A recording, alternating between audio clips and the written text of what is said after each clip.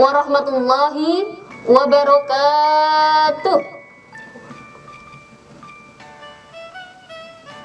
Alhamdulillahirabbil alamin. Wa bihi nasta'in wa ala umuri dunya waddin. Wassalatu wassalamu ala Rasulillahi Muhammadin wa ala alihi wa ashabihi ajma'in.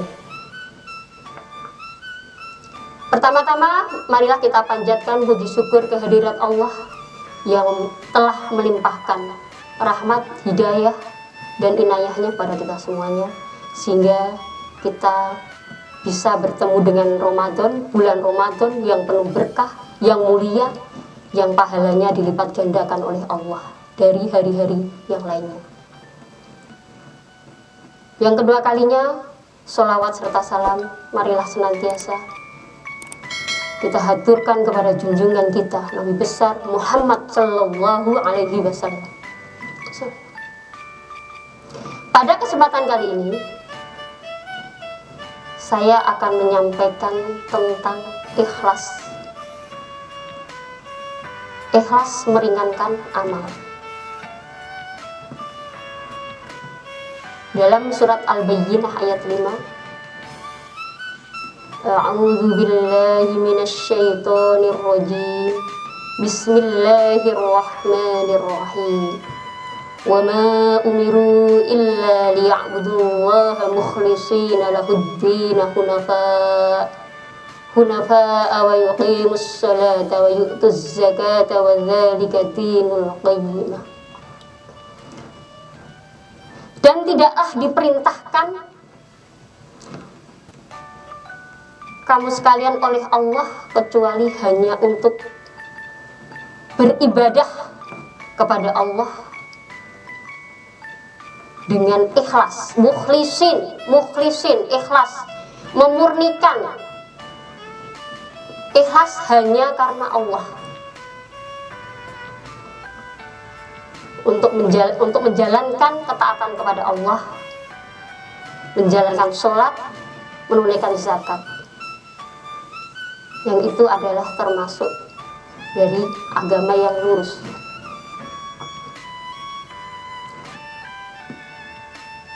Ikhlas adalah satu-satunya ibadah yang akan diterima oleh Allah.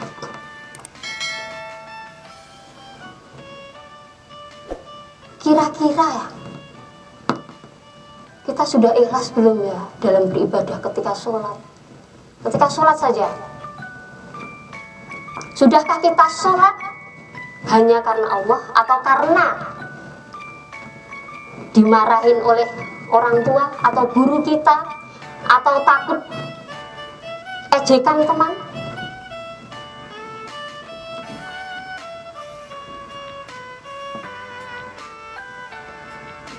Ikhlas itu adalah ada prosesnya yang harus dilalui. Tidak serta-merta kita melakukan sholat kita langsung bisa ikhlas. Hanya ikhlas itu ada tingkatannya ya. Ikhlas ya level bawah karena hanya untuk menjalankan perintah Allah. Ya sudah selesai, gugur kewajibannya, selesai. Saya sholat karena perintah Allah, 5 waktu karena Allah. Sudah selesai, cukup. Kita dipaksa orang tua kita, ayo sholat, kita melakukan, itu sudah termasuk tingkatan ikhlas walaupun yang paling rendah. Tapi tetap mau sholat, itu sudah ikhlas yang paling rendah. Kalau kita pengen naik ke tingkatan yang selanjutnya, kita sholat kita karena ingin dapatkan pahala dari Allah, takut karena masuk neraka. Terus kita sudah naik level.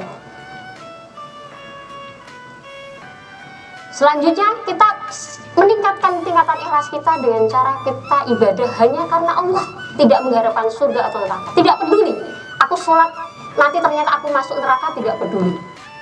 Aku sholat hanya karena ingin dapat ridho Allah. Aku sholat karena sebagai rasa syukur pada Allah. Itu tingkatan yang paling tinggi.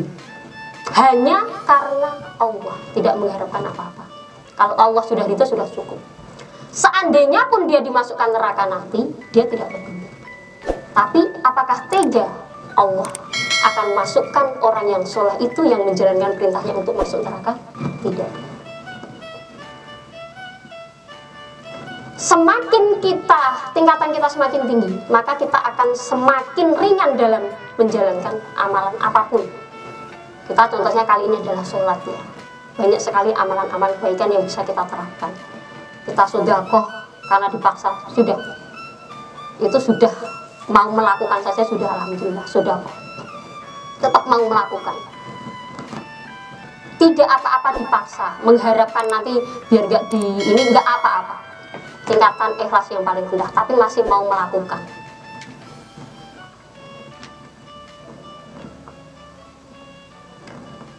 Ikhlas itu benar-benar hanya karena Allah dan bukan yang lainnya. Walaupun tadi dipaksa tapi tetap mau ya. Tapi kan sebenarnya juga dia ya karena itu perintah juga. Itu hanya tingkatan paling rendah.